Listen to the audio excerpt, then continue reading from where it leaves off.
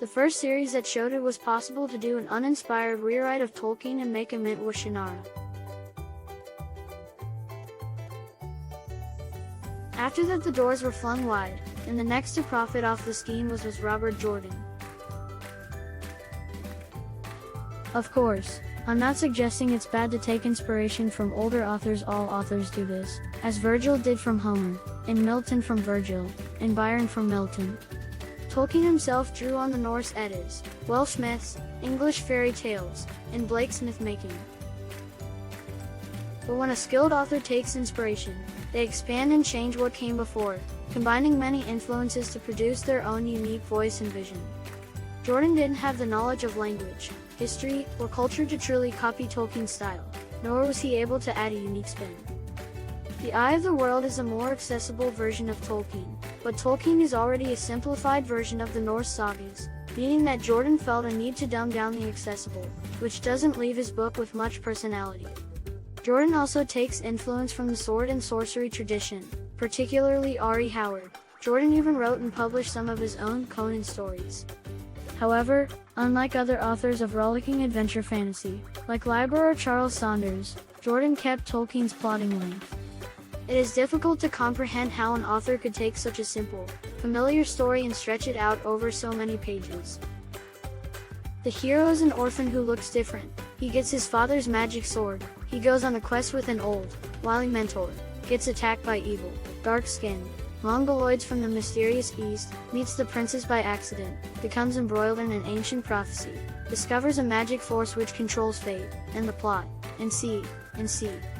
Stop me if you've heard this one before.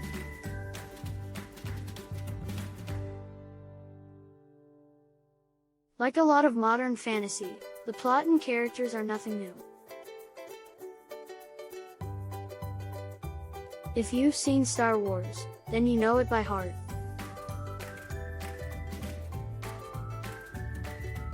Every fantasy fan has read this same story again and again from countless authors, some, apparently on purpose.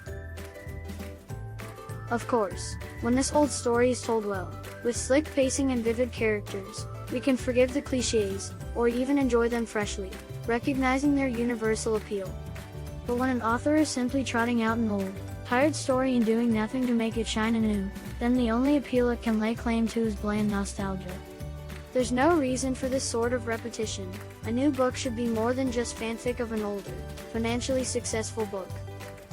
There are countless different influences out there, long before Tolkien or Howard ever touched pen to paper, many of which can be found in the link at the end of this review, so it's disappointing to see authors continually rehashing the same tedious cliches completely unchanged half a century later. Jordan's long-winded style can't even boast the wealth of meticulous details with which Tolkien filled his pages, often to the detriment of his story. It's clear that Jordan's trying to build one of those massively detailed worlds so prevalent in pop fantasy, but it's not an interesting, original world. It's just another generic, pseudo-medieval Europe without any of the genuinely interesting bits that made that time period unique. It's just modern characters with modern psychology swinging around magic swords in the Disneyland version of history. It might not be so bad if the lengthy asides were actually interesting, in and of themselves. If each little piece was amusing in its own right, we might forgive. If they gave us some odd bit of defamiliarization that caused us to look at our own modern world in a new way, that would be something. Instead, we get dry, lengthy explanations of extraneous facts that we had no reason to be curious about in the first place. Some readers have pointed out that these facts show up in later books of the series, which is probably true, but then, what are they doing in this book? If Mary doesn't appear until book 3, it is not useful or interesting to stop in the middle of book 1 and tell us she has blonde hair. Facts should not be evenly distributed throughout a series. They should be placed in close proximity to scenes that relate to them. That way they make sense to the reader and we have a reason to care about them. That's the difference between foreshadowing and a word search puzzle. If an author has to stop the story every few paragraphs to explain what's going on, then his writing is simply not working.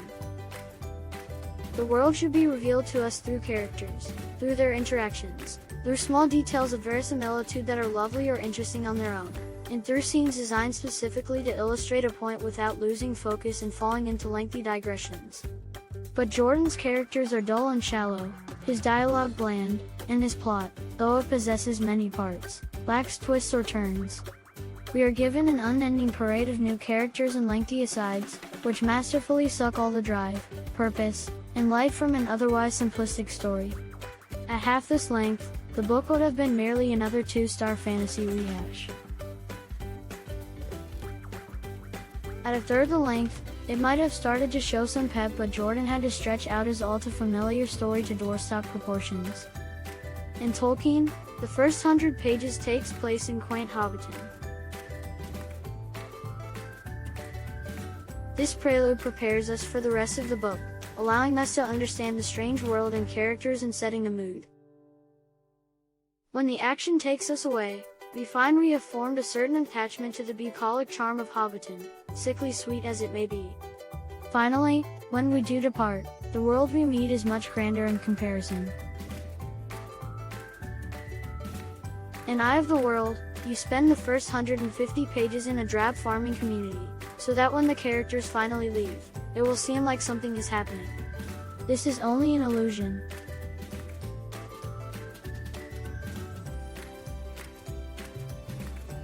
Some of Jordan's fans have pointed to the Wheel of Time aspect as his unique contribution to the genre, mixing Eastern philosophy and the idea of eternal recurrence in with his mock feudal world. But it's the same thing that E.R. Edison was doing in the 1920s, and which Michael Moorcock has been exploring and expanding on since the 60s. As such, I don't see it as some new twist that Jordan has added to fantasy, but as another bland rehash of an interesting idea some other author had decades before. Also, like most fantasy authors, Jordan seems to have a problem writing female characters. They are either whiny and snotty, or emasculating ice queens. They all speak in the exact same voice, and the joke in the writing community is that anyone who has met his wife knows exactly where every one of his female characters comes from.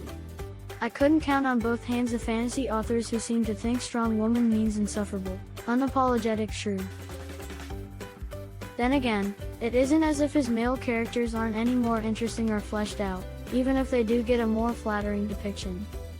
I've also been led to understand that later on in the series, we get a magical band of lipstick lesbians who go straight when they grow up, and meet real men, like our heroes, plus a bunch of sex fetish weirdness about punishment by naked public spanking. But I suppose that if Jordan resembles other genre writers in terms of plot, length, setting, and character, he might as well go all the way and throw in some of his own unprocessed sexual hang-ups. And as the series goes on, the many problems with pacing, plotting, and unfocused asides only grow worse. If Jordan can't keep everything straight in his opening book, how would he possibly deal when the story starts branching out, as stories inevitably do? It is hardly surprising that such a tenuous grasp will inevitably slip away, as it has for so many other authors in pop fantasy, from Martin to Goodkind, who start off intending to write a trilogy and end up with 10 books, each of which takes 5 years to write, and none of which even manage to finish the plot started in Book I. So, take the plot of Star Wars, add the long-windedness of Tolkien, the piecemeal structure of Howard, the cosmology of Moorcock, add in a pinch of awkward sexual hang-ups, and you have yet another crap pop fantasy, ready to sell 1 million copies to folks who want nothing more than to read the same story over and over as written by a succession of chubby, bearded, awkward dudes. I'm sure a violent, breast-bearing mini-series is already in pre-production.